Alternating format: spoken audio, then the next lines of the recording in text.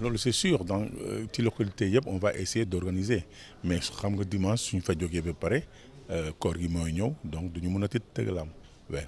Et comme je vous l'ai dit tout à l'heure il y a beaucoup d'innovation. Le chargé, le vice-président chargé du marketing, vous avez vu les mercredis de l'arène.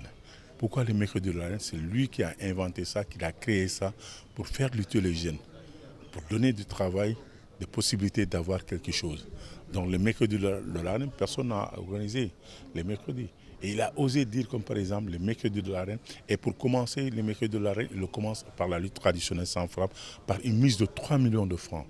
Donc, et encore, il donne des facilités aux amateurs de venir assister à ce gala en faisant le ticket à 1000 francs. Donc je pense qu'il y a beaucoup de choses. Si actualité bi aussi mën nañu ci wax un peu combat bi amoon avant-hier yow seen booy comparé par rapport ak yéen seen temps ak léegi pourquoi léegi lamb bi léegi du gaaw yi si ëpp.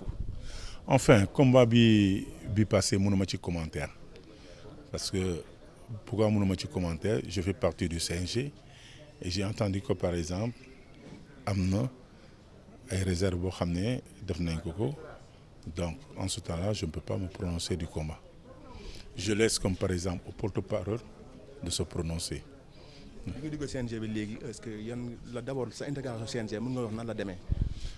Non nu ma duggee CNG nu mu demee demoon noonu comme ñëpp ñu fa duggee rek le ministre des sports Mactar Ba mu ma woo copte ma ne ma ne dama la bëgg a tënk ci lutte traditionnelle bi nga liggéey ci ànd ci avec le président Issa ànd ci ak le président Bira Sène ànd ci ak Maïssa Ndiaye Aziz donc tout le comité le vice-président et les autres qui ne sont pas vice-présidents pour ñun ñëpp ñu ànd liggéey jëmale làmb ji ci kanam parce que làmb ji dafa nekk suñu làmb suñu sport national demuñ ko jéegaane fenn ñun ñoo ko moomal suñu bopp donc ci langage boobu jox ñu cahier de charge yi mooy c'est pour développer la lutte.